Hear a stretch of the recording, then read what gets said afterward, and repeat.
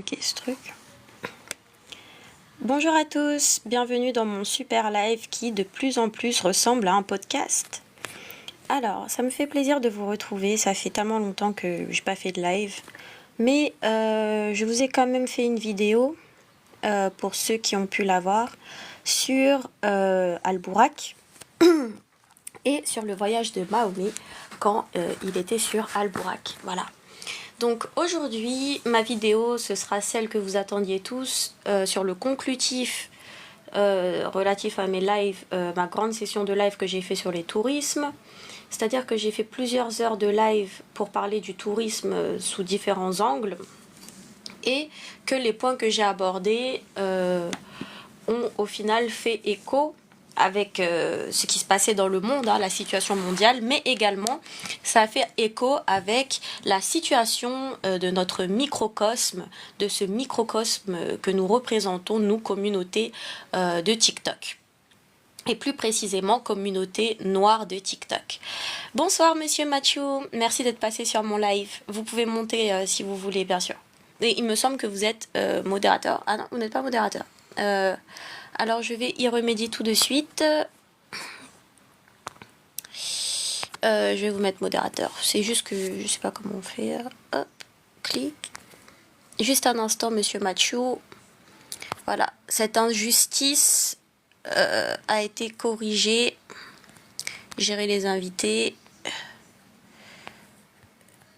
Hop. Cette injustice a été corrigée, Monsieur M.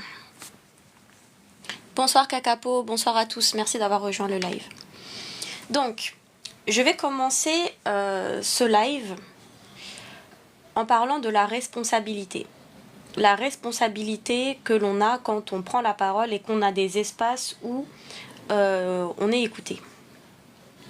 C'est une responsabilité et on a vu actuellement avec les débats autour de la question de Médusa et de ce qui s'est passé en interne dans notre communauté, que lorsque l'on parle, on le savait déjà, on prend la responsabilité de blesser l'autre. Et nous, vu qu'on est dans cette société où le colon qui vient falsifier notre histoire ne veut pas, il veut pas qu'on dise nous notre histoire, il veut pas qu'on dise notre vérité, parce que dans cette vérité, il devient un agresseur, il devient un coupable, il devient un menteur. Donc forcément, ce qu'on dit, ça le blesse, ça blesse son ego, ça blesse son mensonge, ça blesse sa vérité, ça blesse sa religion, voilà. Et nous, quand on le fait, on le blesse de façon consciente. C'est-à-dire que quand nous sommes dans la dénonciation, ce qui est nécessaire, parce que pour qu'il y ait justice, le crime doit d'abord être bien défini. Donc lorsque nous sommes dans la dénonciation, c'est un acte conscient, nous sommes dans le combat engagé et donc nous blessons l'autre, nous blessons la Brahmi, nous blessons le Grand Orient, nous blessons ces différents suprématies qui s'attaquent systématiquement au peuple kamite, au peuple mélanoderme, au peuple noir, vous direz comme vous voulez, au peuple marron. Eh bien nous blessons ces gens-là de façon consciente en fait. Et donc c'est le combat engagé et il y a une responsabilité, c'est-à-dire que le grand combattant de la cause kamite Franco Lolia, qui parle de la négrophobie systémique, il est allé en prison plusieurs fois. Il est allé en prison pourquoi? Parce qu'il a pris la parole. On voit Charles Onana, ce à quoi il a dû faire face pour avoir dit la vérité, pour avoir donné des sources, des faits sur le génocide au Rwanda. Eh bien, c'est quelque chose qui a blessé l'État français et qui a mis en danger sa vie et sa liberté, quoi. Voilà. Donc, face à cette responsabilité et ce pouvoir de parler, c'est pour ça que on doit toujours être dans la justice. Et sachez que la justice, parce que certains comprennent mal malheureusement le terme de maths, la justice ce n'est pas la faiblesse. La justesse de maths, elle nous impose au jour d'aujourd'hui de blesser l'autre de façon consciente. Pourquoi ? Parce que nous faisons partie du peuple qui a systématiquement été lésé. Nous faisons partie du peuple à qui on prend. Nous faisons partie du peuple à qui on ment. Vous voyez ? Donc, nous faisons partie du peuple, et ici, je vais faire un petit espace pour parler de ça. Nous faisons partie du peuple, en fait, qui n'a pas de justice. C'est-à-dire que si nous voulons être dans la justesse, c'est l'équilibre, vous voyez ? Donc vous voulez être poli et gentil avec des gens qui vous ont lésé pendant très longtemps. Et ceci, ce n'est pas l'équilibre. Ce n'est pas la justesse. Alors qu'est-ce que je dis? Je n'ai pas dit qu'il faut être méchant avec ces personnes-là. Je n'ai pas dit qu'il faut agresser les gens ou les représentants de ces pouvoirs-là quand on les voit. Non, c'est pas ce que je dis. Mais c'est juste qu'avant d'être gentil avec ces gens-là, eh bien, il faut d'abord qu'on soit gentil avec nous-mêmes. Il faut d'abord qu'on soit gentil avec notre communauté. Et donc là, je vais répéter ce qu'une célèbre raciste que vous pouvez retrouver sur mon TikTok m'avait dit lors d'un live. Elle avait dit « Il s'agit d'une préférence légitime ». Donc dans la nécessité de rééquilibrage, on va se rendre compte que nous, en fait, si on veut jouer au jeu du leucoderme, eh ben on va continuer à creuser l'écart avec lui entre ce dont ces gens-là bénéficient et ce dont nous, on bénéficie. Parce qu'à l'heure d'aujourd'hui, il y a un constat qui doit être fait, c'est que la justice n'existe pas pour le nègre. Lorsque le nègre veut déjà stipuler le crime dont il souffre, on le fait taire. On lui dit qu'il chiale, que ce sont des pleurs.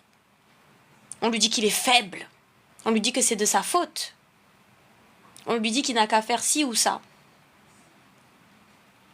Au jour d'aujourd'hui, il y a un constat qui doit être fait.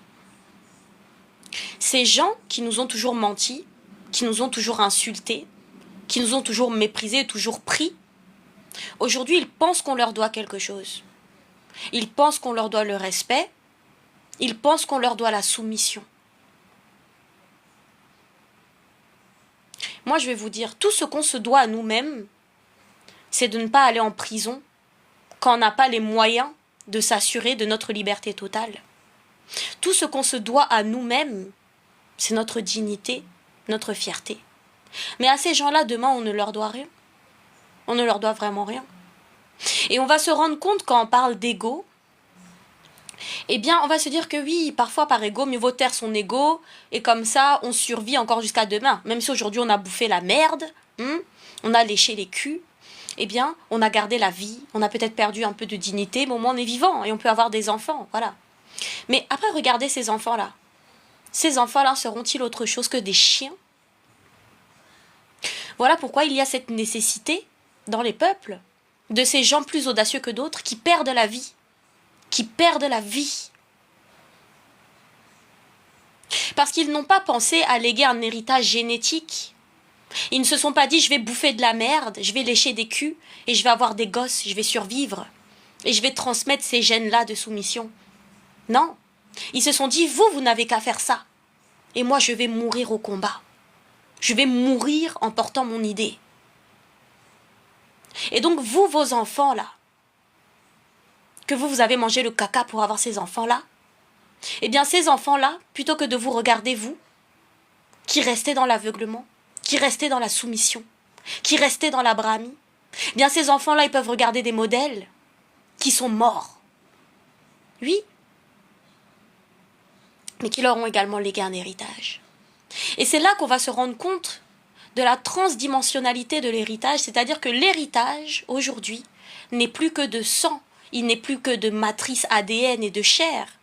L'héritage est aussi culturel, l'héritage est idéologique, l'héritage est spirituel, l'héritage est linguistique. L'héritage est aussi dans la volonté. On hérite de la volonté de certaines figures, n'est-ce pas? Voilà pourquoi, quand certains nous diront « Mais moi, je suis dans ces religions parce que mon père était dans ces religions », nous lui dirons « Oui, donc toi tu imites ton père. » Mais ton père n'imite pas son père. Parce que si ton père imitait son père, il serait un traditionnaliste. Donc toi, tu imites ton père à qui on a appris à bouffer la merde et à lécher les culs. Voilà. Mais si ton père a choisi de faire ça, si ton père a dû faire ça pour que toi tu viennes au monde, c'est votre histoire de famille. Seras-tu aujourd'hui celui qui va briser ce cycle? Regarde devant toi. Il y a des leaders. Ces gens sont morts. Ils ont été assassinés. Ils ont été empoisonnés. Mais ils t'ont quand même légué une idée. Tu peux te saisir également de cet héritage. Te saisir de cet héritage de conscience et de combat, ça ne te fera jamais renier tes ancêtres. ni ton père qui était un abrahamiste, ni ton grand-père qui était un traditionnaliste. Parce que c'est bien toute ta lignée qui compose ta matrice. Cette boule de chair, de sang, de nerfs et d'envie que tu es. Voilà.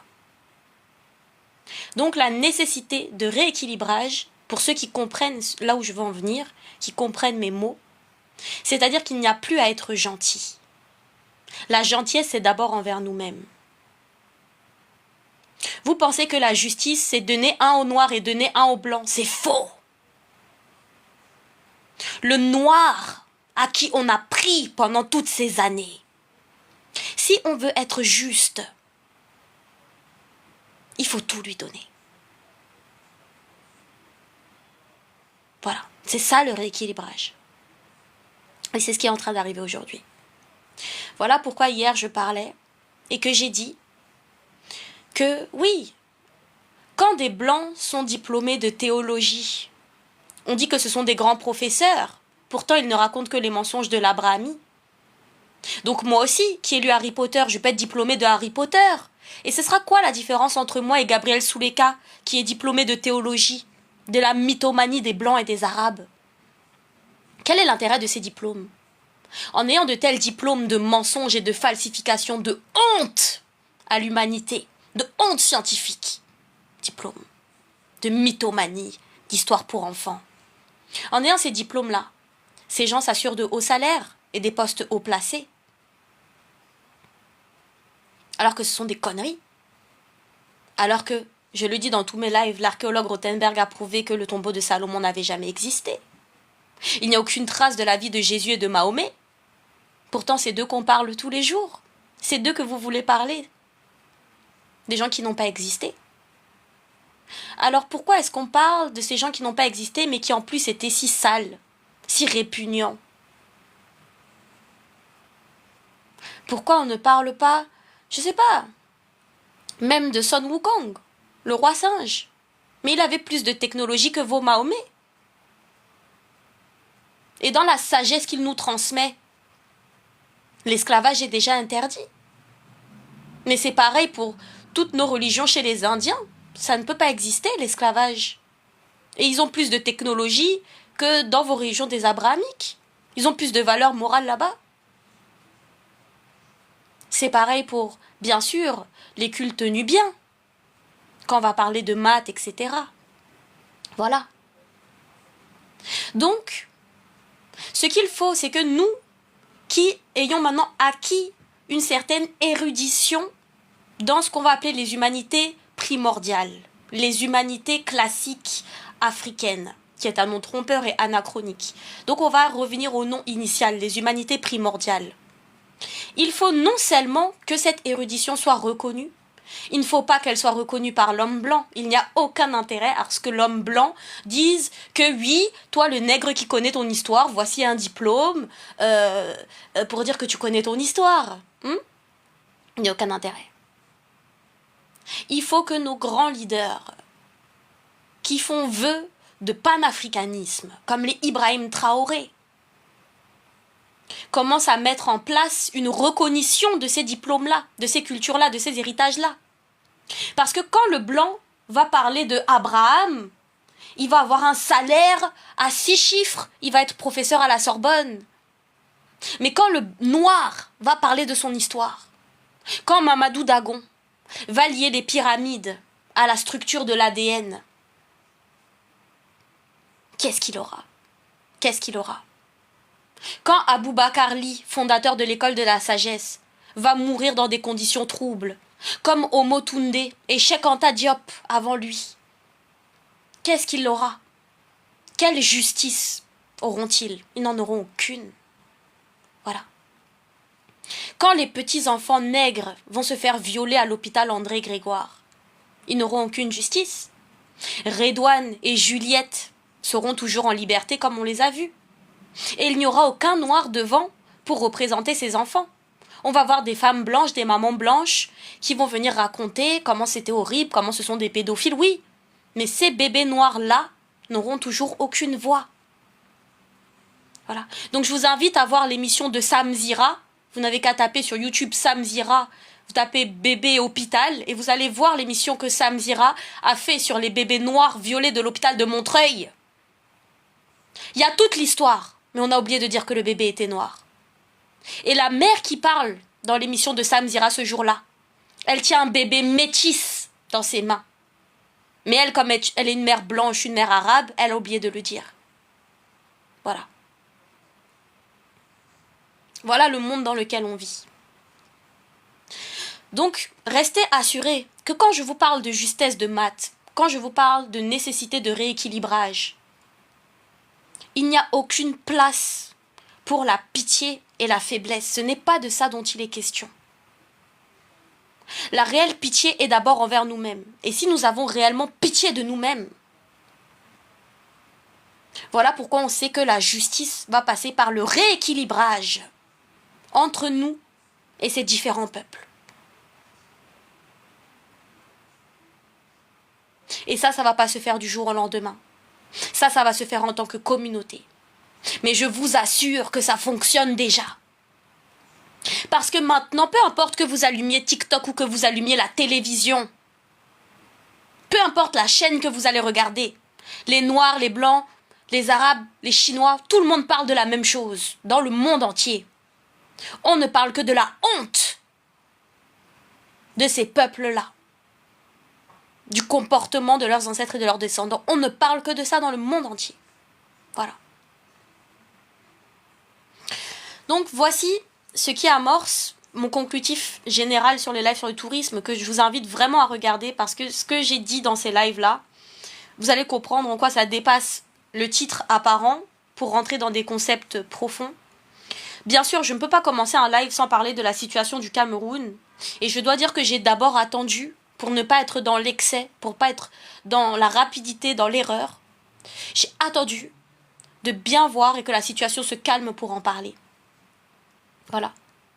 J'ai entendu les deux discours de mon peuple camerounais. Ceux qui ont dit que, bon, et là c'est ma formulation, mais c'était leur pensée, que Biya serait la honte du Cameroun démocratique, mais pas du Cameroun pharaonique. Ce à quoi j'ai répondu que votre syncrétisme démocrate, qui vous fait penser que c'est bien d'avoir un leader pendant 4 ans, c'est le blanc qui a mis ça dans vos têtes. Un leader est bien tant qu'il est apte, et tout le monde n'est pas apte à être leader. Et on n'est pas bien pendant 4 ans. Sinon, je vous invite vous-même à répudier vos parents et vos femmes et vos maris tous les 4 ans pour renouveler. Donc il n'y a que la démocratie qui vous fait croire de telles absurdités. Donc, si ce leader qu'on appelle Biya est apte à diriger, il n'a qu'à diriger. Si maintenant il est sénile et gâteux, et qu'il y a plus apte que lui, on met plus apte que lui. Le dirigeant de paille musulman au nom arabe que vous nous proposez, à mes yeux, il n'a aucune valeur. C'est-à-dire que moi, quand on me demande de choisir entre ce qui est le moins bien et ce qui n'a même pas le rang d'être qualifié de merde, je ne peux pas me prononcer dans des sous-choix de sous-qualité. Donc j'ai entendu excusez-moi, j'ai entendu mon peuple camerounais qui m'a dit que ils ne veulent plus de Biya. Je les soutiens fortement dans ce combat-là. J'ai vu la répression à laquelle ils ont fait face. Ils n'ont pas perdu, mais ils ont été effacés par les médias, par l'ordre médiatique. Et j'ai entendu ceux qui ont dit que on veut garder Biya. J'ai entendu et j'ai compris pourquoi. Je les soutiens également. Parce que quoi qu'il doive arriver, moi ça ne change en rien ma vision de la vie, ma vision de la chose, ma liberté, mon combat, ma vie. Ma vie n'est certainement pas décidée ni par Biya, ni par Macron, ni par vous autres. C'est quelque chose qui m'appartient et que je trace. Maintenant, comme nous vivons tous ensemble, il est heureux que je trace ce chemin avec vous, de concert avec vous, avec le monde. Voilà. Pourquoi moi je ne suis pas quelqu'un qui s'oppose, je suis quelqu'un qui agit en conséquence. Et je suis aussi quelqu'un capable de riposter. C'est là où je souhaite me placer, voilà. Donc, la qualité du leader, ce n'est pas d'avoir une religion particulière, mais c'est quand même bien de ne pas avoir une religion de colon abruti et aveugle. La qualité du leader, ce n'est pas de régner pendant 4 ans ou de régner toute sa vie et de passer le pouvoir à son fils.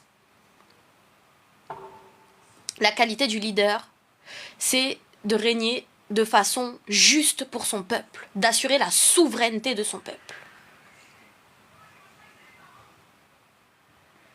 Donc la véritable qualité du leader, parce qu'au final, chacun vit pour soi-même, peu importe les mensonges qu'on veut se raconter. La principale qualité du leader, c'est que sa souveraineté personnelle soit perpendiculaire, c'est-à-dire alignée au besoin commun, qui est le besoin de son peuple. Il n'y a que lorsque l'intérêt personnel, l'intérêt égotique du leader est aligné avec celui de son peuple, de sa patrie,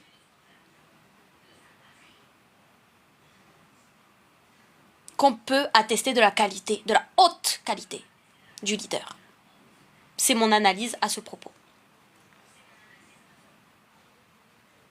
S'il n'y avait pas eu toutes ces choses, mon conclutif se serait basé sur la fin de l'étude des vidéos d'individus comme Théo Malini, qui sort des vidéos tous les jours pour dire des choses, réagir à des sujets.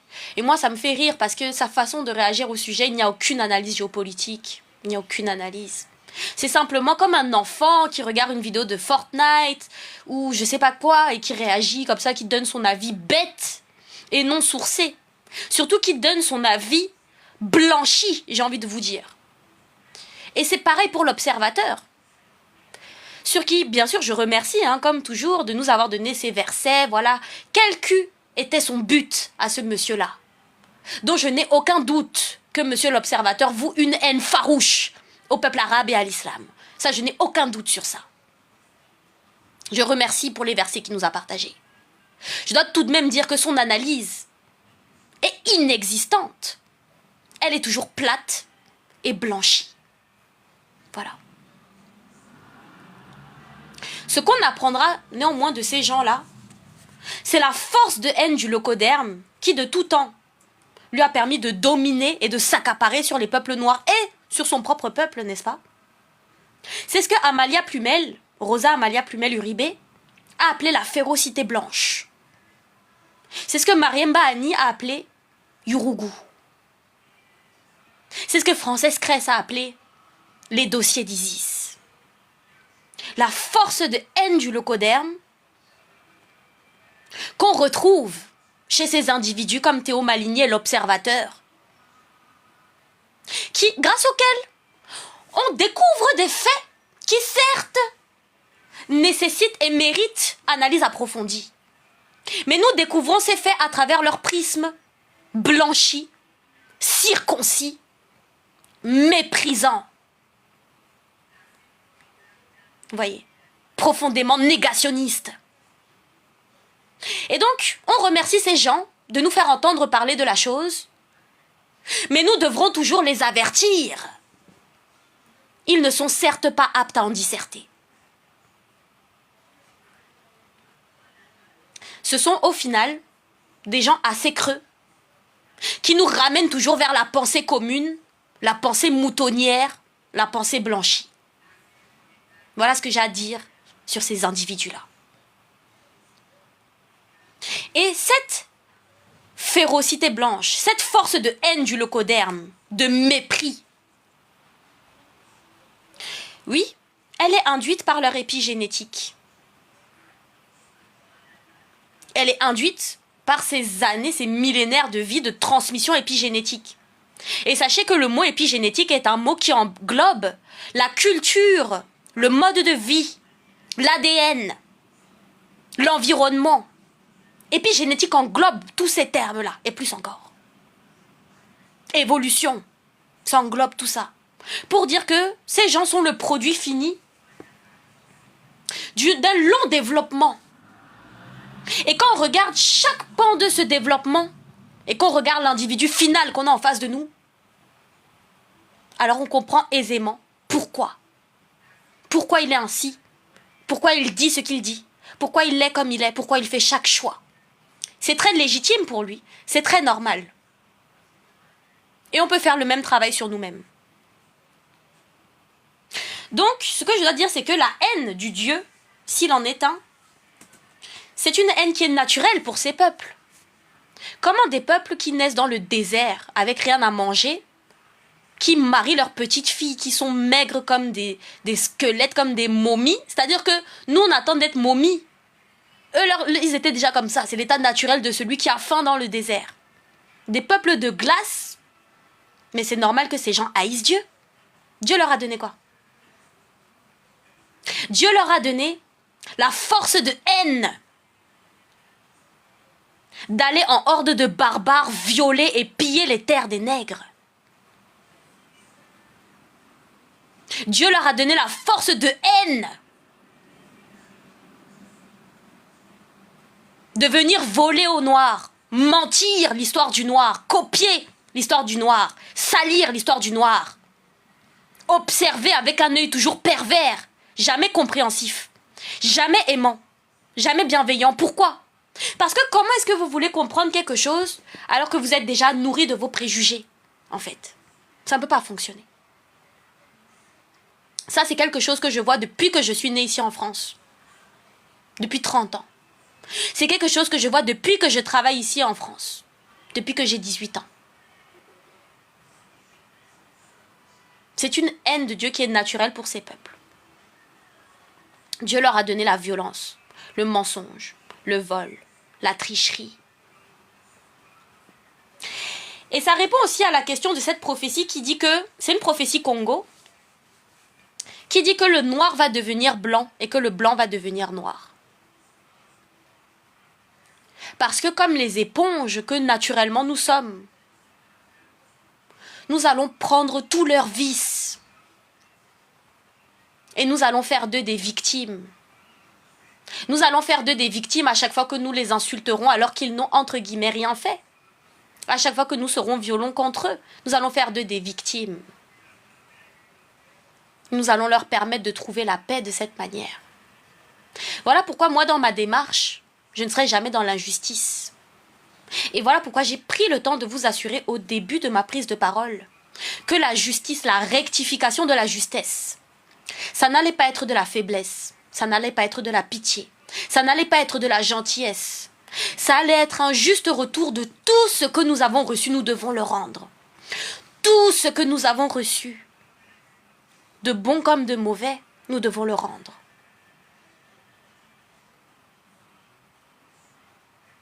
Donc si vous avez reçu plus de bien que de mal, c'est bien pour vous. Si c'est au contraire, c'est aussi bien pour vous. Voilà. Donc le noir va devenir blanc lorsqu'il va oublier que ses ancêtres ont toujours compris les principes de dualité, les principes d'équilibre, les principes karmiques, les principes du chakra et de la shakti, qui font que lorsque l'on crée un déséquilibre, lorsque l'on crée une dépression, lorsque l'on crée un trou, on doit rembourser ce trou. On doit payer par le prix du niyama. Voilà pourquoi il n'y a pas à être injuste, il n'y a pas à être, voyez, il n'y a qu'à rendre les choses. Et c'est déjà là la plus grande des vengeances. Si vous leur rendez simplement, c'est déjà, tout est fait, tout est fait. Et sachez que c'est d'abord la pseudo-démocratie du blanc qui le pousse à détruire son propre système. Parce qu'aujourd'hui, le blanc qui est soumis à sa démocratie, ça fait mal ce que je dis, mais il est obligé de me laisser dire. À cause de sa propre démocratie. Le blanc ne peut plus nous cracher dessus ouvertement, il doit se cacher. Il doit cracher quand on ne regarde pas, quand il est dans la cuisine. Le blanc ne peut plus nous insulter ouvertement. Il doit le faire quand nous sommes chez nous et que lui reste dehors, à bavarder dans le froid, qu'il connaît si bien. Donc vous voyez, c'est la pseudo-démocratie de ces gens qui va d'abord les faire tomber en fait. Parce qu'aujourd'hui, pour survivre, le blanc n'a certainement pas besoin de connaître son histoire, mais de rester dans son mensonge. Et que dans tous les cas, peu importe qu'il reste dans son mensonge, ou qu'il rentre dans la vérité historique, les deux chemins, par le haut, par le bas, aboutiront à sa destruction. Soit il reste dans son mensonge, et il va continuer à être détruit par son homosexualité. Et comprenez bien ce que je veux dire quand j'utilise ce terme-là. Je ne suis certainement pas en train de dire du mal de ceux qui vivent leur vie. Le blanc sera détruit par sa pédophilie. Le blanc sera détruit par son hypocrisie. Le blanc sera détruit par sa nourriture. Il sera détruit par tout, qu'ils restent dans leur mensonge. Ou bien qu'ils aillent du côté de la vérité, mais le blanc sera quand même détruit. Qu'ils aillent du côté de la vérité, c'est ce qu'on appelle une guerre civile. Donc, vous avez fait manger aux gens du poison, et vous leur avez menti. Ces gens n'ont aucun Dieu. Ils vont redevenir les bêtes qu'ils ont toujours été. C'est juste qu'ils ont essayé de le cacher, mais il n'y a qu'à vivre avec ces gens pour savoir que ce sont des masques de carton. On ne peut pas cacher cette nature-là. On ne peut jamais cacher cette nature-là. Voilà pourquoi dans leur société, le sexe est omniprésent. Dès le plus jeune âge, ils ont besoin de corps nus, ils ont besoin de cul. Et ils doivent en mettre partout, partout, partout, partout, partout, partout. C'est ce qu'il leur faut. Et vous, quand vous sortez nus, est-ce que vous savez que c'est là leur bénédiction, c'est leur paradis que vous êtes en train de leur apporter? Parce qu'il n'y a pas de plus grande merveille que vos corps nus dans leurs yeux pervers de locoderme. Sachez-le. Voilà. Donc, aujourd'hui, ce contre quoi nous luttons, c'est bien l'endoctrinement nègre et les filets sociétaux dans lesquels on nous jette. La prostitution, la vente de drogue, la prise de drogue, le viol pour les hommes et les femmes, de se faire violer. C'est un passage obligé dans la vie du nègre. Hein. Qui ne connaît pas un noir qui s'est fait violer ou qui a violé? C'est un passage obligé. Se faire battre. Se battre. Ben, à notre époque, on ne se bat pas pour manger. Parce qu'on peut aller à Auchan. On peut aller à Carrefour. À notre époque, on se bat. Parce que des Noirs, des Blancs, des Arabes, quand ils sont face à un Noir, à une négresse, ils trouvent ça normal de l'agresser, de l'attaquer. Donc voilà pourquoi à notre époque, on se bat. Donc ces filets sociétaux dans lesquels on nous jette, la prison, le passage obligé en prison. Moi-même, je suis déjà partie dormir là-bas un jour, une nuit, voilà. C'est un passage obligé quand on est un nègre. C'est comme avoir son bac, quoi. On va en prison. Normal. On se fait mettre à poil. Au moins une fois dans sa vie quand on est un nègre. Normal. Ah. J'ai enfin eu un avertissement et mon live a été restreint parce que je tiens des propos haineux. Moi, je trouve ça fascinant de voir la haine de ceux qui dénoncent, mais vous ne voyez pas la haine de ce que je dénonce. Je vais vous montrer encore plus de haine. L'inversion des valeurs par les peuples abrahamiques pousse les Noirs au crime de haine et à la haine. L'inversion des valeurs par les religions abrahamiques pousse les Noirs au crime de haine et à la haine. Allah dit aux musulmans que ceux qui ne sont pas musulmans ne sont pas des humains et qu'il est légitime de les tuer, de les kidnapper et de les baiser, de les violer, peu importe leurs âges. Allah. Il dit aux humains que pour régler leurs problèmes, il faut couper les mains, les pieds, les têtes des gens. Allah. Il dit que tous les vices de la terre, les fornications, allez baiser au paradis des petits garçons. Il y a aussi des petits garçons au paradis de Allah. Et allez baiser aussi des petites filles, allez baiser des houris dans le paradis de Allah, dans des tentes faites de perles. On ne fait pas de perles dans le désert. Pour que Arabe là connaisse perles, écrire ça dans le Coran, c'est qu'il est d'abord parti voir ça dans les fleuves africains. Une perle, ce que c'est qu'une perle. Voilà. Donc, les Jésus là, qui vont dire que oui, si tu fais pas tes esclaves, ceux qui te passent aux esclaves, qui truc, ce sont eux qui sont partis dire ça. Avant eux, avant ces gens-là qui n'ont jamais existé, il y avait d'autres dieux qui, eux, ont interdit l'esclavage. Grâce à ces dieux d'Abraham, on vous fait croire que c'est normal. C'est normal d'aller envahir les gens.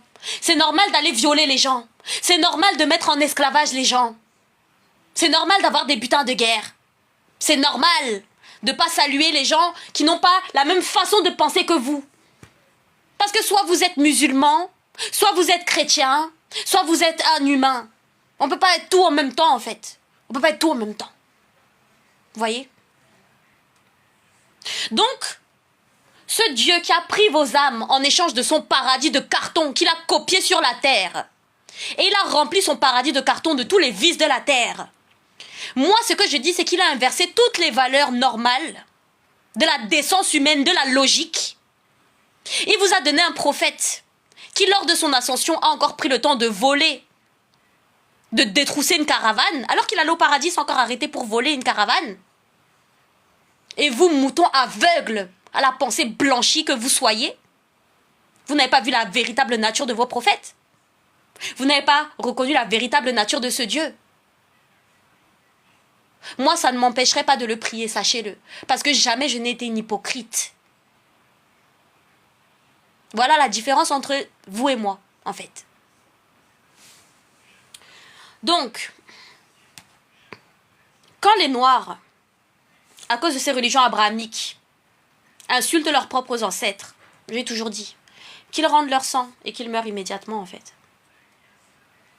On doit voir maintenant nos propres mauvais comportements dans toute cette histoire-là. Quand on parle d'une figure comme Soundiata Keita n'a pas existé. Soundiata Keita n'a pas existé. Soundiata Keita est comme Osiris. C'est un mythe fondateur du Mandé. Sa mère, Sogolon la Vilaine, qu'on appelait aussi Sogolon la Bossue, a été enceinte pendant 17 ans. C'est l'histoire du matriarcat et du mortier. De la même manière, Soundiata Keita, dans son mythe, n'a jamais été musulman. Dans son mythe, ce sont ses enfants qui se convertissent à l'islam.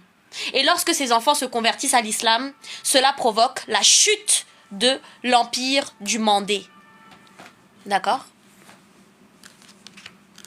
Soundiata Keita n'a jamais été musulman. Donc j'ai ici la charte du Mandé, que j'arrête pas de vous lire. J'ai ici la charte du Mandé qui a été écrite par Youssouf Tata Cissé. Je vais encore vous relire le même passage que je ne fais que vous lire. Ah, c'est à la page 162.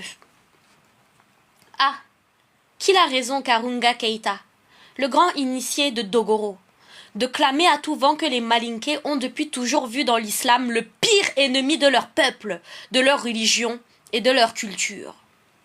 Telle est à peu près l'opinion que je m'étais forgée depuis bien longtemps. Ainsi au président Modibo Keïta, qui me demandait en 1965, et ce au terme d'une longue mission que je venais d'effectuer dans le centre et le Grand Nord au Mali, mon opinion sur l'état du pays. Je dis sans détour. Hormis l'esclavage et le racisme qui sévissent plus que jamais dans ces régions, le péril qui menace l'existence même du Mali, c'est la montée de l'intégrisme musulman et son corollaire, l'intolérance religieuse. Je ne vous parlerai pas ici du comportement des cadres du parti et de l'administration si infratués d'eux-mêmes. J'étais loin de penser qu'un jour viendrait où la délinquance, le laxisme et l'arrogance s'installeraient à la tête de l'État, ainsi qu'à tous les niveaux d'autorité du pouvoir. Que le mirage démocratique dont s'enorgueilleraient béatement certains et le consensus débile prôné sans retenue par d'autres finirait par ouvrir grandes les portes du Mali à ses pires ennemis. Voilà.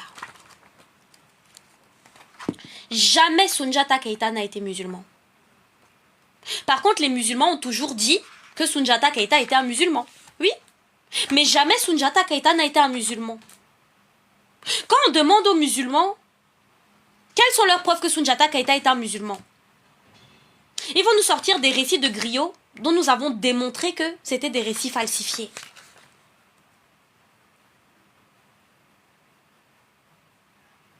Quand on va nous demander quelles sont les preuves que Soundiata Keita n'a jamais été musulman, Soundiata Keita est l'héros et un héros du Mandé. Il est l'héros, il est le mythe fondateur du Mandé. Il est l'héros des griots et de tout l'Indjeli.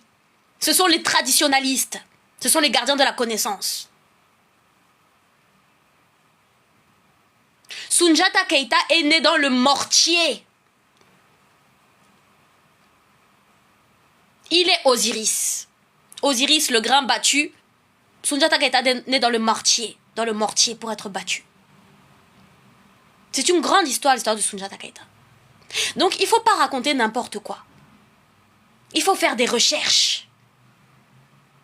Et quand les Arabes viennent vous dire qu'il y a 21 articles dans la charte du Mandé, comme Jack le Fou, il ne faut pas ouvrir la bouche comme un abruti en cœur et dire que oui, article 21, non. Il faut dire que la charte du Mandé n'a jamais eu 21 articles. D'accord ? Il faut dire que le nom lui-même de la charte du Mandé, c'est la parole à 7 sections. La parole à 7 sections ne peut pas avoir 21 articles, c'est 7 articles. Kuma Kundon, introduction à la parole. Kuma Sigi Roma Wolongfila, 7 sections de la parole. Les 7 sections de la parole. Voilà. Quand les Arabes viennent vous dire que Soundiata Keita est un musulman, il ne faut pas faire des lives pour dire que oui, Soundiata Keita est un musulman. Non, il faut vous renseigner. Et vous verrez que Soundiata Keita n'a jamais été un musulman. Et que c'est à partir du moment où les fils de Soundiata Keita deviennent musulmans que ça provoque la chute de l'empire du Mandé jusqu'à nos jours. Voilà. Parce qu'il y a cette manière de ne pas vérifier. Il y a toujours cette manière de ne pas vérifier et c'est le plus grand problème de notre communauté. Sauter sur les choses, on appelle ça du pédantisme. On ne vérifie pas et on répète des grosses conneries.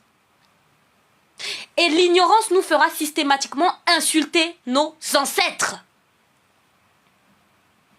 Quand le blanc vient dire que vous mettez des perruques à cause de lui, écoutez-le.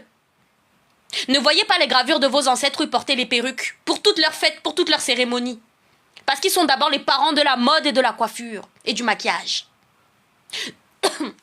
Ne voyez pas les cheveux des fétiches. Parce que vous êtes des ignorants et des incultes et des syncrétistes. Depuis que je suis née, tous les fétiches que j'ai vus avaient des cheveux lisses qui ressemblaient à la paille. C'était pas pour imiter les cheveux des blancs. C'est parce qu'avant que le blanc existe sur cette terre, on connaissait Yurugu. On connaissait Pemba, Pembe, Ogo. On connaissait Seth, Seti, le renard pâle. Et on savait quelle était son apparence. Et les hommes panthères, les hommes léopards, qui l'ont toujours prié, les Ngoti, les initiés du Ngoti qui l'ont toujours prié, les compteurs de Mvet, les Mbomba qui l'ont toujours prié, savaient de quelle manière ils devaient le faire. Ils n'ont pas fait ça pour imiter des blancs. Et si aujourd'hui, dans cet endoctrinement nègre, des filles noires cachent leurs cheveux par honte, trouvent que leurs cheveux sont moches, ou je sais pas, et que du coup c'est pour ça qu'elles copient les cheveux des blancs. Voilà la grandeur de nos ancêtres. Une fille noire aliénée, ignorante, croit qu'elle copie un blanc, alors qu'elle est d'abord à l'image de son ancêtre la plus lointaine, cette reine qui elle aussi portait une perruque blonde, faite avec les peaux des bananes plantains. Et c'est pour ça que je vous dis, c'est la force de l'ignorance en fait. C'est comme quand je vous ai déjà dit cette histoire de Bamboula. Les noirs se battent, les blancs viennent dire Bamboula aux noirs. Les noirs disent que c'est une insulte, ils se battent avec les blancs. Les blancs disent Bamboula aux noirs parce que le parent du blanc, quand il est parti chez le noir, on l'a accueilli, on lui a dit Bamboula. Le parent du blanc a tué le noir. Il lui a tout volé. Il a foutu en esclavage son fils. Maintenant, quand le blanc là a son fils, son propre fils à lui, avec le fils du noir là qu'il a mis en esclavage, il dit à son fils, tu vas appeler ce nègre Bamboula. Son ancêtre disait souvent ça, Bamboula, tu vas l'appeler Bamboula. Et le noir va se fâcher, le noir va se battre. Moi je veux pas qu'on m'appelle Bamboula. Mais quand on retrace dans les langues négro-africaines, ça c'est le Cheikh Kovir Ekmiri qui l'avait dit dans ses allocutions à Tamiri Semetawi, il avait même dit plusieurs fois. Bamboula ça veut dire sois béni, toi qui n'es pas sur une terre où sont enterrés tes ancêtres. Ça veut dire que le blanc qui croit insulter le noir est en train de le bénir. Le noir qui se croit insulté par le blanc, parce qu'il est ignorant, s'il connaissait sa propre langue, il saurait que là il reçoit une bénédiction qui lui vient de son ancêtre à travers la bouche du colon.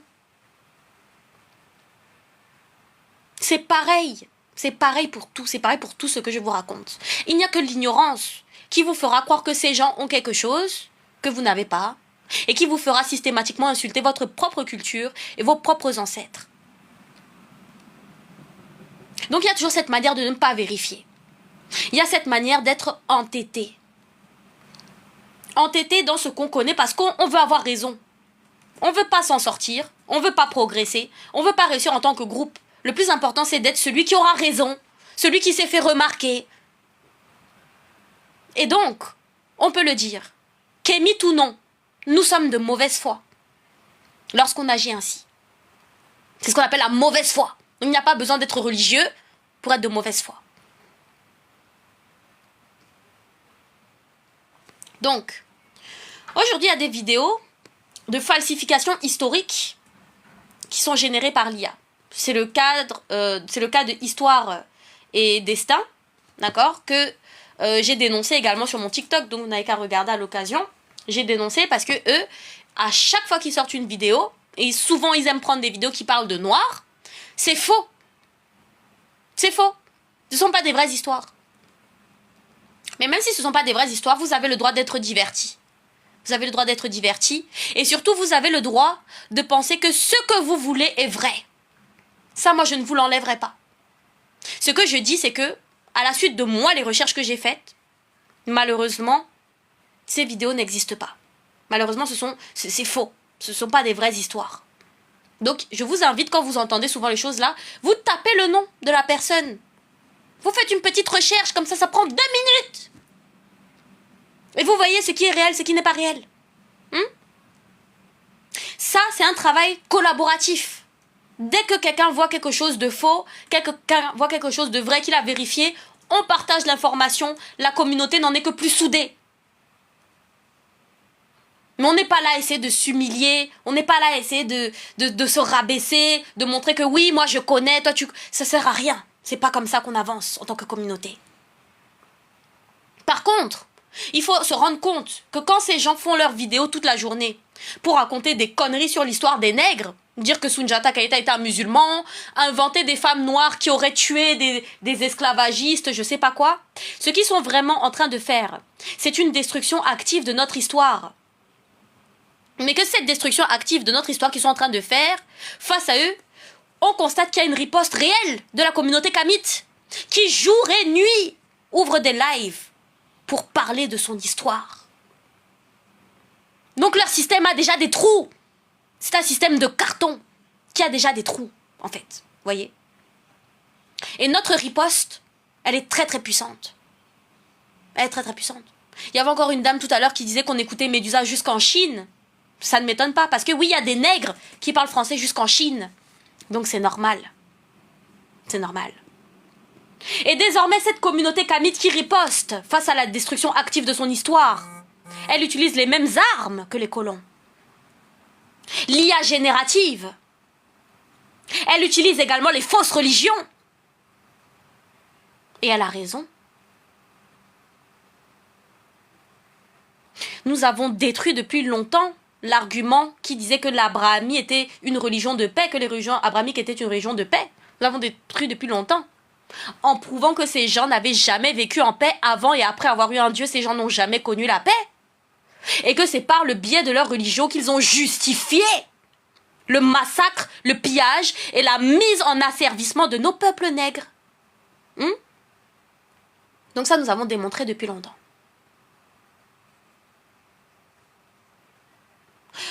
le comportement religieux manifeste à travers l'histoire et le temps de leur hypocrisie morbide. C'est leur propre comportement religieux qui manifeste de cette hypocrisie morbide. Parce que quand nous ouvrons des panels pour dire qu'un tel a été déjà là-bas, un tel a été brûlé là-bas, ces religieux ne montent jamais pour dire qu'ils sont désolés. Ces religieux ne montent jamais pour prier. Ils montent pour insulter leurs ancêtres, pour dire que c'est pas vrai, pour dire que Allah, Mahomet, Jésus, ils n'ont aucune peine. Donc ils savent prier Dieu. Mais moi je les regarde et je vois que leur Dieu ne leur a pas donné d'âme. Leur Dieu ne leur a pas donné d'empathie. Leur Dieu ne leur a même pas donné une quelconque compréhension de phénomène.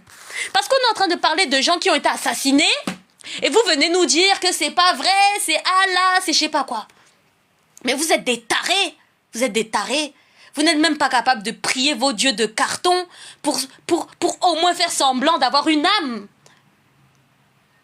Vous êtes là à ne penser qu'à vous-même. Alors nous aussi, nous n'allons penser qu'à nous-mêmes. Nous n'allons plus faire attention à vous vexer. Parce que ce n'est même pas intéressant. Ce n'est pas intéressant de faire attention à vous vexer. Parce que vous nous assassinez. Vous assassinez nos leaders. Vous salissez l'histoire de nos ancêtres. Chacune de vos prières sont des insultes à l'histoire du peuple nègre et au sang versé par nos ancêtres. Ce sont des insultes à la science et à l'histoire. Donc le religieux qui ne s'est jamais soucié de blesser le nègre, nous n'allons pas nous soucier de blesser ces gens-là. Voilà. Et ça, c'est ce que j'appelle la justice immanente qui les mènera au chaos. La justice immanente, c'est ce qui est à l'intérieur d'eux, immanente.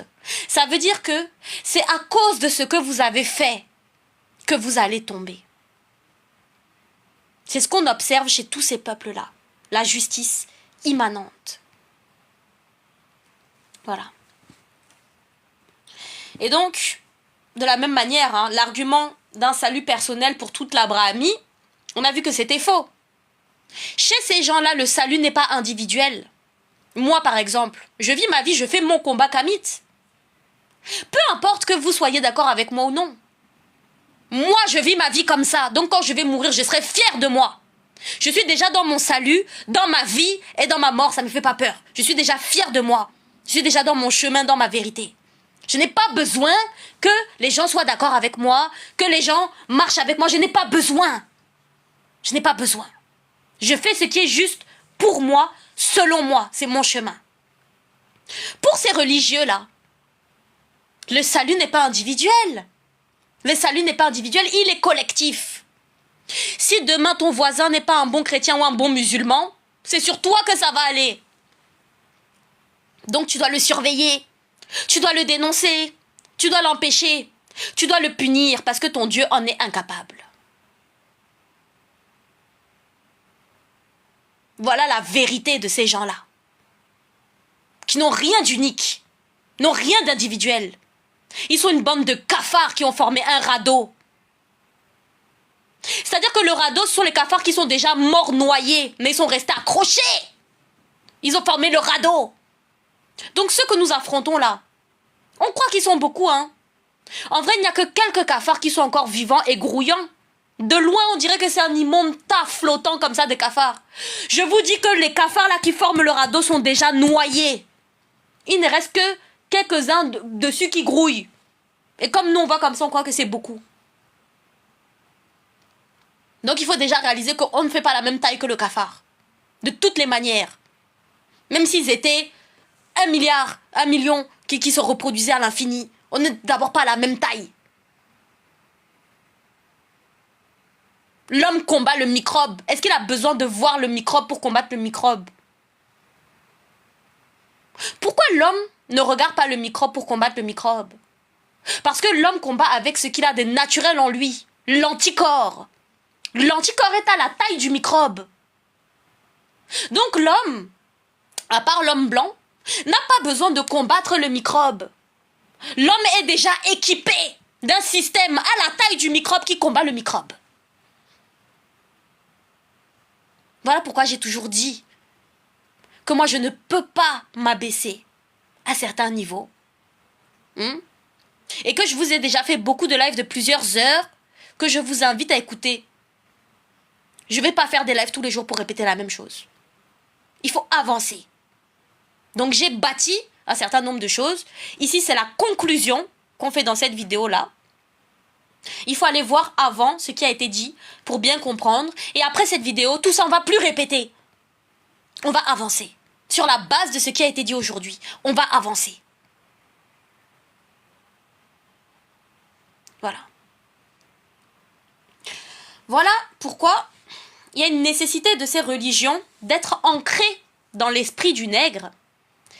Ils ont besoin, ces religions abrahamiques-là, d'être ancrées dans l'esprit du noir pour émerger. Parce que si ces religions ne sont pas d'abord ancrées dans l'esprit des noirs à un moment donné de l'histoire, elles ne peuvent pas exister. D'accord? Elles ne peuvent pas commencer. Pour exister, encore aujourd'hui, et pour survivre d'ici demain. Voilà pourquoi ces religions ont une nécessité d'être pratiquées par les nègres pour avoir pu exister, venir au monde, exister aujourd'hui et survivre encore demain. Si le noir n'y croit plus, ces religions n'ont plus de raison d'être, en fait. Et de la même manière que je vous ai demandé, qui vous a fait croire que c'était bien de diriger pendant 4 ans? Je vais vous répéter ça. Qui vous a fait croire que c'était bien d'avoir un seul Dieu? Mais les gens ont autant de dieux qu'ils veulent. Ce sont encore les Blancs et les Arabes qui sont venus vous voir pour vous dire que oui, c'est bien d'avoir un seul Dieu. Ils vous ont dit oui, c'est bien d'avoir un seul Dieu. Mais pourquoi? Ils vous ont dit c'est l'évolution d'avoir un seul Dieu. Mais pourquoi? Mais les gens ont autant de dieux qu'ils veulent. S'il va avoir 1, s'il va avoir 10, s'il va avoir 1000, s'il va avoir 0, s'il va avoir infini, c'est quoi votre problème? Pourquoi quel esprit malade vous a fait croire que c'était bien, que c'était meilleur, que c'était supérieur de n'avoir qu'un seul Dieu? On appelle ça des préférences personnelles. Parce que ça arrange certains peuples d'avoir un ou plusieurs dieux. Et sachez que ces conneries de Dieu unique, ça vient pas des Blancs, hein, ça vient pas des Arabes. Ça vient d'un monsieur métis qu'on appelait Akhenaton. Akhenaton a fait la réforme attonienne au temps du royaume de Kémet. Et c'est à cause de lui, qui n'a pas respecté l'équilibre de maths, que chacun doit croire en ce qu'il croit. On n'a pas à venir imposer aux gens. Il est venu imposer un Dieu unique. Il est venu détruire les autres temples des gens. C'est dans sa tentative d'unification aveugle que ça a semé la discorde. Mais à la décharge d'Akhenaton, ce qu'il a voulu faire, c'était pas ça. Il n'a pas voulu imposer un Dieu unique. Il a voulu enlever les prêtres corrompus. Mais plutôt que d'enlever les prêtres corrompus, qu'est-ce qu'il a fait? Au lieu d'enlever l'église, qu'est-ce qu'il a fait? Il a enlevé les dieux. Il a enlevé les foi des gens, les croyances des gens, les moteurs des gens, les énergies des gens, les visions de la vie, les conceptions de la vie des gens. Il a enlevé ça, de force. Et il a imposé un Dieu unique. Là où chacun faisait les choses à sa manière. Et c'est ça qui a provoqué la ruine. Vous voyez? Donc oui, liberté de parole et droits humains. Qui se bat pour eux? Ce sont nous les Kamites. Ce sont nous les Kamites qui aujourd'hui nous battons pour la liberté de parole et pour les droits humains. Ce ne sont pas les Blancs qui viennent nous imposer de fermer nos gueules, qui viennent nous empoisonner, qui viennent signaler nos lives, qui viennent nous tenir des propos racistes. Ce ne sont pas eux qui défendent la liberté de parole et les droits humains. Ce ne sont pas ces Blancs-là qui nous disent ambiance créole alors qu'on est Congolais. Ce ne sont pas ces Blancs-là. Ni les Arabes qui viennent nous imposer leur récit mythomaniaque sur la base de sources coraniques. Voilà pourquoi nous leur citons Harry Potter. Ils n'ont toujours pas compris la blague. Ils n'ont pas compris le parallèle. Ils ne comprennent pas pourquoi on leur parle d'Harry Potter quand ils parlent du Coran. Ils n'ont toujours pas compris.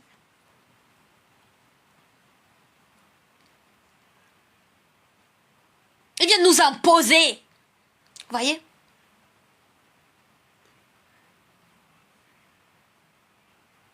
Et si on ne fait pas, ils nous menacent.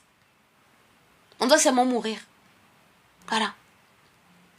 Donc ce ne sont ni ces Blancs-là, ni ces Arabes-là, ni ces religieux abrahamiques, quelle que soit leur confession abrahamique, qui se battent au jour d'aujourd'hui pour la liberté de parole et pour les droits humains. Et il n'y a que nous, combattants de la cause kémite, qui faisons ça aujourd'hui. D'abord pour nous-mêmes, puis pour les nègres du monde entier, et ensuite pour l'humanité, à plus grande échelle. Et de tout temps, il n'y a que nous les Noirs, de la même manière qu'ils nous sommes battus pour tous les humains. Et ça, je vais encore vous le prouver, dans quelques instants, je vais encore vous le démontrer. D'accord? Donc ces gens-là, ces religieux abrahamiques, ces gens-là, je sais pas comment ils s'appellent, universalistes, humanistes, peu importe. Ce sont des gens qui sont inconscients de leurs actes. Ils sont inconscients de leurs actes. Et ils ne se rendent pas compte que nous, quand on défend la liberté de parole et les droits humains, il y a une question qui se pose. Qui n'y a pas droit? De façon systématique, qui n'a pas le droit à cette liberté de parole et à ces droits humains? Et on se rend compte que les mêmes gens qui n'y ont pas droit, comme ils sont dans l'aliénation, comme ils sont dans l'endoctrinement nègre, ils ne sont même pas conscients qu'ils n'ont pas droit à la liberté de parole et aux droits humains. Ils ne sont même pas conscients. Ils pensent que ça leur est dû. Ils pensent qu'ils sont comme tout le monde, qui vont au restaurant, c'est normal qu'on leur donne leur assiette. Ils savent pas qu'en tant que nègres, c'est normal qu'on a craché dans leur assiette. Ils pensent qu'en tant qu'humains, ils doivent être protégés par la police. Ils savent pas qu'en tant que nègre, c'est normal que tu dois être tabassé et déshabillé par la police.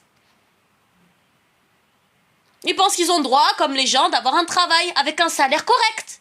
En tant que nègre, tu dois travailler plus que les autres pour un salaire de merde. On doit encore venir te casser les couilles, en fait.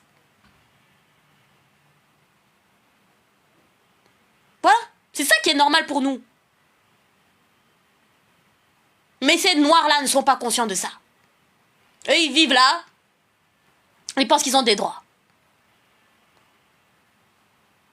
Et ce sont ces mêmes nègres-là qui viennent nous voir pour nous dire, quand nous défendons la liberté de parole et les droits humains, ils viennent nous voir pour nous dire que il ne faut pas vexer les colons, quoi. Il faut quand même pas vexer les colons parce qu'on est chez eux. Mais moi, ce que j'ai répondu, c'est que si aujourd'hui je suis française, je n'ai pas les mêmes raisons que vous d'être française. Si je suis française, c'est parce que vous êtes partis violer mes deux peuples, vous êtes partis agresser mes deux peuples, en Inde et en Afrique. Au Cameroun et à Pondichéry, vous êtes partis agresser mes deux peuples. Voilà pourquoi aujourd'hui, mes deux parents, je parle pas la langue de mes deux parents, j'apprends petit à petit à mes trucs, je parle français, je suis française, c'est pas parce que je suis gaulois avec vous, c'est pas de démocratie avec vous. Je n'ai pas les mêmes raisons que vous d'être française et de parler français et d'être en France aujourd'hui. Ce n'est pas le fruit de quelque chose que je dois dire merci. Ce n'est pas une histoire merveilleuse et belle. Mais si aujourd'hui, je veux en faire quelque chose de beau, c'est à moi de le faire, ce ne sera jamais grâce à vous. Jamais. Voilà pourquoi quand je parle en tant que Française, en français, je suis plus légitime que des Blancs avec une fausse histoire. Et je leur dis que moi, si je suis Française, je ne suis pas Française pour la même raison que vous. Donc, encore une fois, il y a deux France. Oui, il y a deux France. Parce qu'on n'est pas les mêmes Français. On n'est pas Français pour les mêmes raisons. Voilà. Donc, je ferai ici un petit alinéa aussi pour parler du tourisme esthétique et le cas de la Turquie. Parce que j'ai déjà mis des vidéos, je ne peux pas trop m'étendre dessus parce que j'ai pas beaucoup de temps. Toujours est-il que il s'avère qu'il y a un trafic d'organes en Turquie et que beaucoup de gens de toutes les couleurs de peau, des femmes surtout, sont partis se faire certaines opérations de chirurgie esthétique là-bas et qu'après avoir été décédés, on leur a pris leurs organes. Donc, ici, je glisse juste un petit mot sur ça pour vous inviter à vous renseigner sur ça. Vous pouvez regarder sur mon TikTok, j'ai déjà partagé des vidéos à ce propos-là. Et ces vidéos-là vont vous mener vers les vidéos plus complètes où on parle de tout, le cas de ces trafics d'organes très graves liés au tourisme esthétique et le cas de la Turquie. Voilà.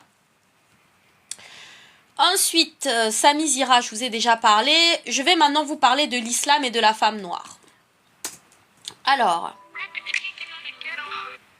dans ce cadre-là, ce que je dois dire, ça va être très très rapide. Quand je dis que nous, les Noirs, on est toujours à lutter pour les droits humains, on est toujours à lutter pour les droits des autres, moi, ce que j'ai dit, c'est que, au jour d'aujourd'hui, quand vous êtes là, tous les jours, vous faites des panels, vous dites Aïcha, Aïcha, Aïcha. Moi, j'ai dit, je n'en ai rien à foutre de Aïcha. Aïcha est une petite fille arabe qui a été violée, baisée, mariée par Mahomet. C'est très bien pour elle, mashallah. Parce que Aïcha a eu la chance d'être l'épouse de cet homme répugnant s'il a existé. Là où les petites filles noires qui ont été violées par Mahomet, qui ont été excisées par Mahomet et par tous ses compagnons, elles n'ont jamais été mariées Elles sont mortes comme des déchets. Et personne ne connaît leur nom, personne ne dit leur nom. Mais vous, nègres que vous êtes, c'est le nom d'Aïcha que vous partez brandir partout. C'est pour Aïcha que vous avez de la peine. Donc moi je répète, je n'en ai rien à foutre de Aïcha.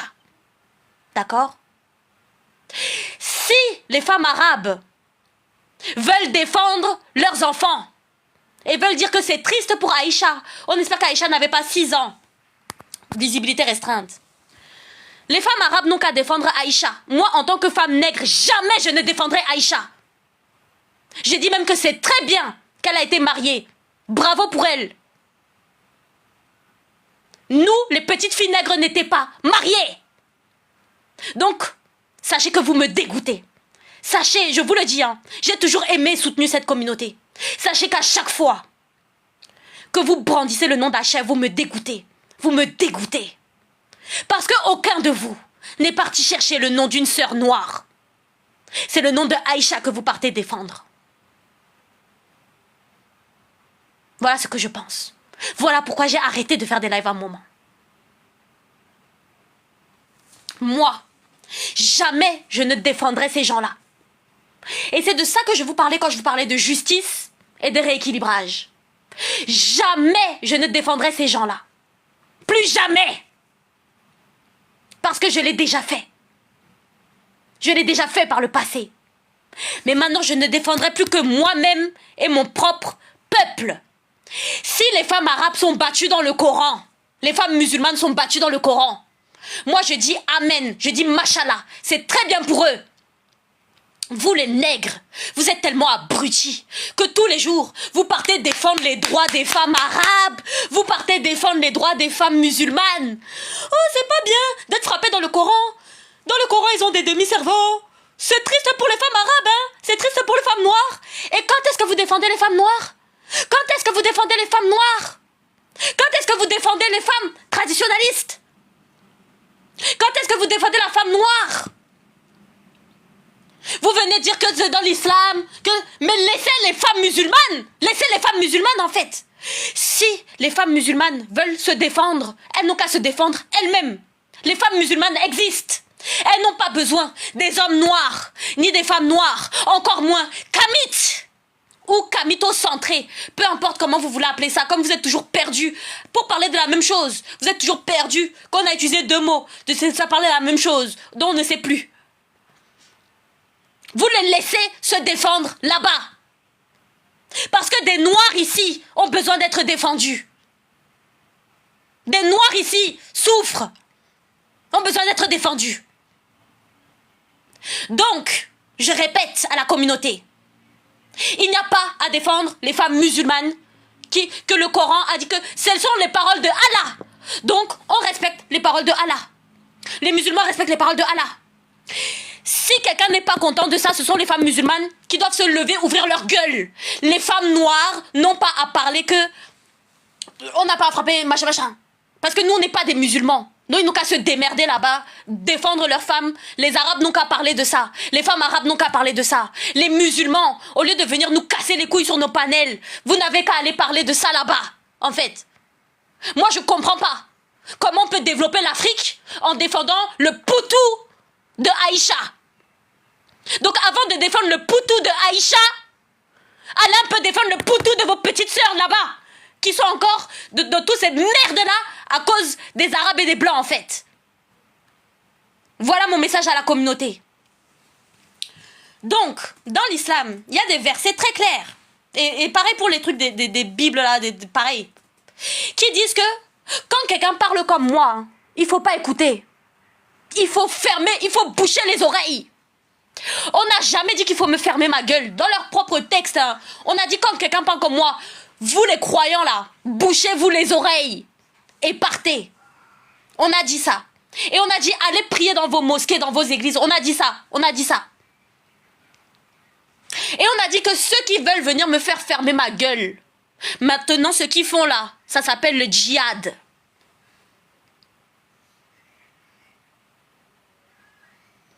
Voilà pourquoi j'ai toujours dit que quand ces gens nous parlent de contexte, alors qu'il n'y a même pas de date, c'est le djihad.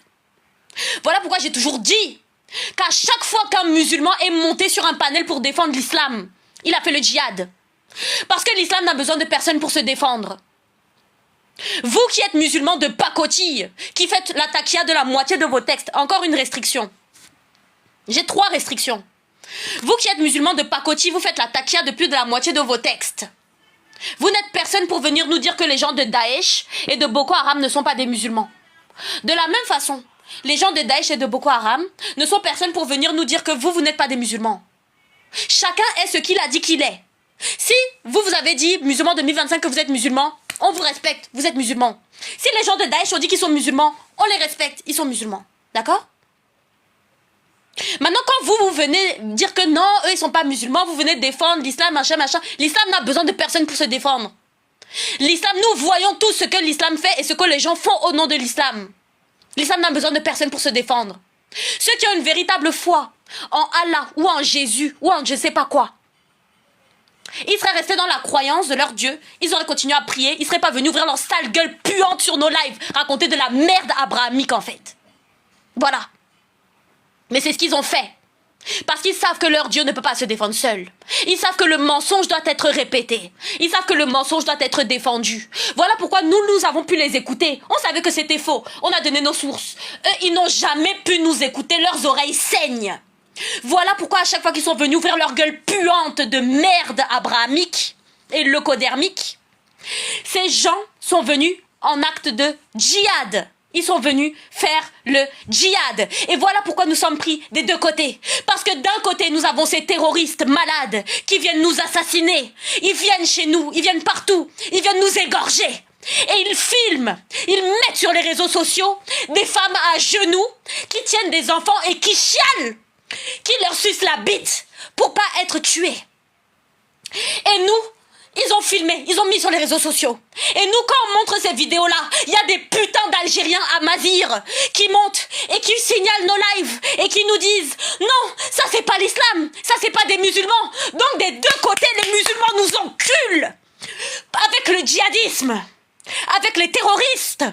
Et de l'autre côté, avec les putains de pseudo-musulmans 2025 qui vont venir signaler nos lives et nous dire que non, ça c'est pas l'islam, et qui vont venir nous imposer leur récit de merde, en fait. Des deux côtés, l'islam nous encule avec ces combattants soi-disant pacifiques qui ne sont que des taquillards négationnistes, et avec ces combattants les plus virulents qui appliquent chaque texte de l'islam à la lettre.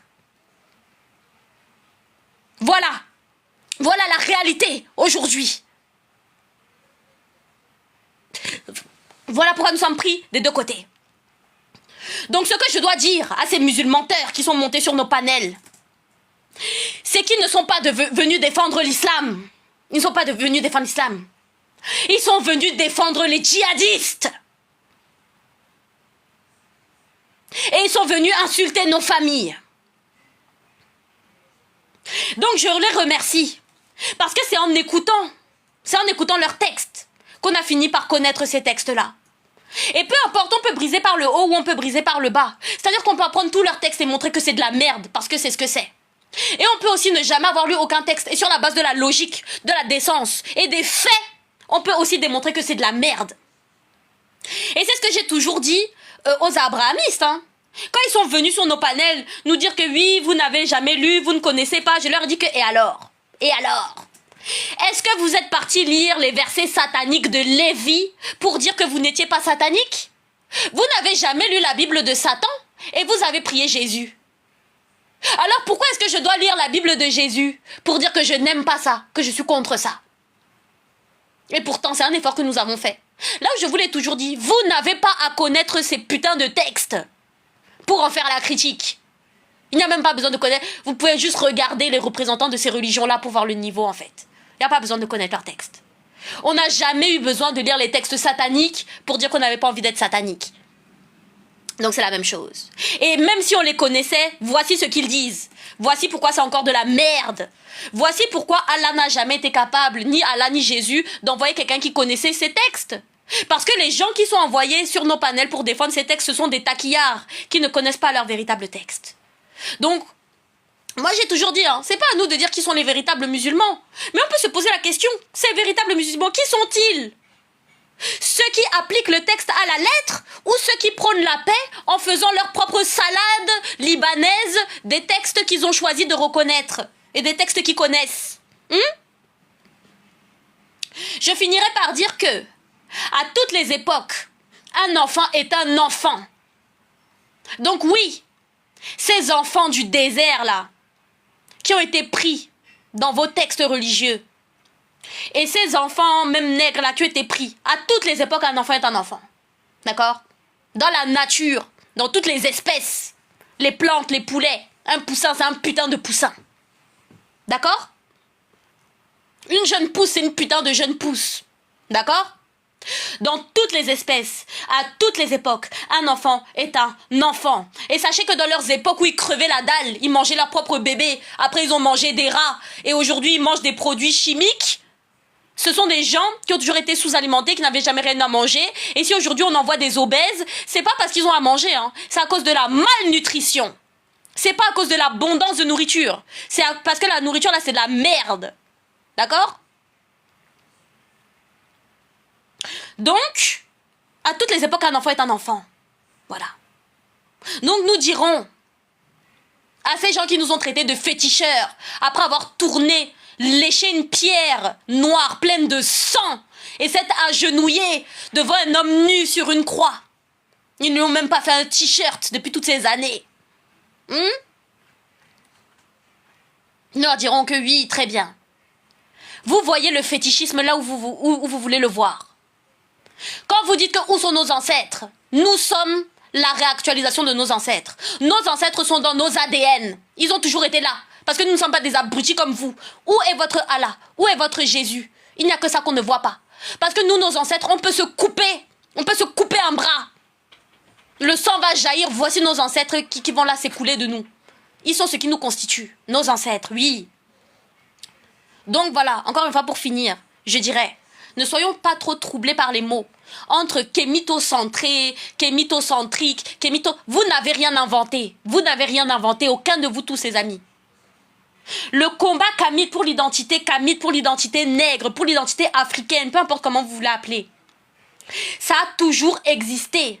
Depuis que le noir s'est défini lui-même en tant que tel et s'est retrouvé à un instant T de l'humanité face aux blancs, le combat kamite a toujours existé. Le kémitocentrisme a toujours existé depuis que les peuples noirs existent et qu'ils ont leur culture, qu'ils pratiquent leur culture. D'accord? Donc c'est pas parce que demain vous êtes là à vous perdre, panafricain, africain, afrocentré, afrocentrique, kamite, kémite, truc, ouais. Mais ça c'est la folie, ça c'est la folie, c'est la folie. Donc pour finir, hein, je vous inviterai simplement à reconnaître les mêmes choses. Ne soyez pas troublés par les noms. Reconnaissez les mêmes choses, les mêmes phénomènes, même derrière des noms différents. Sachez voir qu'il s'agit ici du même phénomène. Il s'agit ici de la même chose. Parce que quand on apprend à voir les ressemblances plutôt que de voir les différences, c'est là qu'on peut maintenant commencer à avancer ensemble en fait. Voilà. Donc, je vais encore mettre les gens en colère. Merci d'avoir écouté mon live. Ah là là, si vous voyez ma tête là, vraiment, encore beaucoup de gens allaient être en colère. Hein. Mais bon, alors voilà, merci beaucoup d'avoir écouté mon live à ceux qui étaient là. Je vais vous mettre une musique pour finir. N'hésitez pas à monter. Merci beaucoup Zatrap. N'hésitez pas à monter pour ceux qui veulent monter, dire un mot. Et après, je vais couper le live. Sinon, je vais mettre une musique. Je vais mettre la musique de notre reine Minga. Pour clôturer le live. Mais avec le compte de l'ordinateur, là. Merci à toi, Seb. Merci d'être passé sur mon live. Minga. Alors, comment on fait? On va écouter le son de la reine Minga. Merci à vous tous.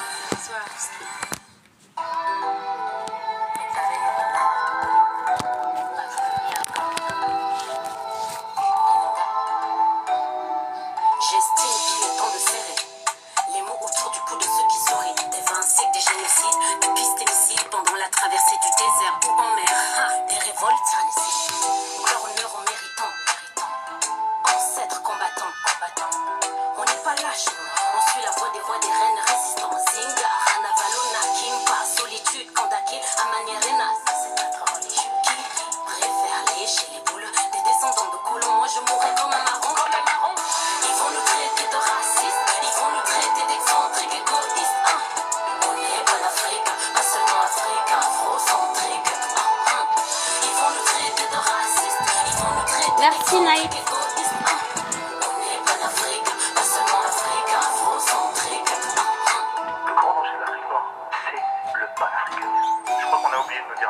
L'homme africain n'est pas assez montré dans l'histoire. Descendant des chaînes sous or, perspicace comme la vie après la mort, bâtisseur de la plus grande civilisation, comme celle apportée en Europe par les morts. Le roi Narémaré, Formalo Sematawi, Tamérit, Tasseti, suivi des dynasties, des Rémé, tout elle Rémessou. Et tout ça, ils le doivent à qui? À nos ancêtres, à nous. Berceau des sciences, philosophie, écriture. L'Afrique a fait don au monde des grands empires. Congo, Ghana, Mali, Voilà. Il faut pas...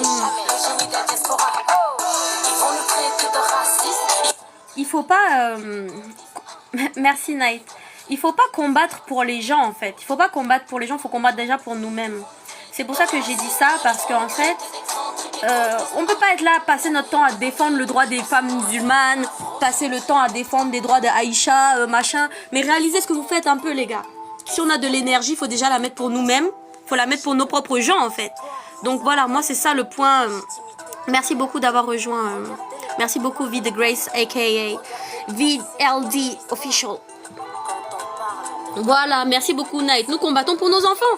C'est-à-dire que des gens qui n'ont pas parlé de l'hôpital André Grégoire sont sur les lives tous les jours pour parler de Aïcha, de la chatte d'Aïcha. Mais merde, elle a été mariée Aïcha. Elle a été mariée Aïcha. Vous voulez quoi? Vous voulez quoi? On va pas lui donner une couronne. Voilà. Et combien de nos filles, on connaît aucun de leurs noms?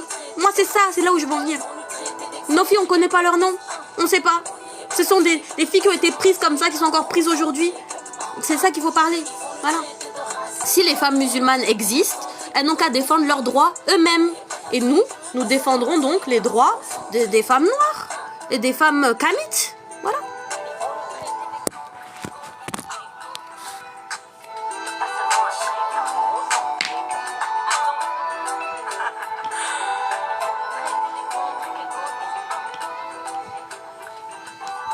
Voilà.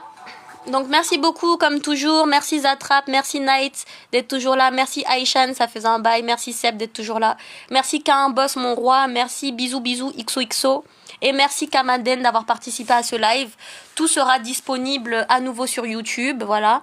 Et c'est le conclusif de ma session sur le tourisme. Là j'ai encore préparé plein d'autres trucs et tout que je vais vous partager bientôt. C'est juste que là en ce moment j'ai beaucoup de travail aussi personnel, donc j'essaie de faire tous les projets, je travaille sur mon jeu vidéo, je travaille sur tous les projets, mais en tout cas vous inquiétez pas, je vous laisserai pas tomber et on est ensemble toujours. Merci beaucoup, à la prochaine les gars.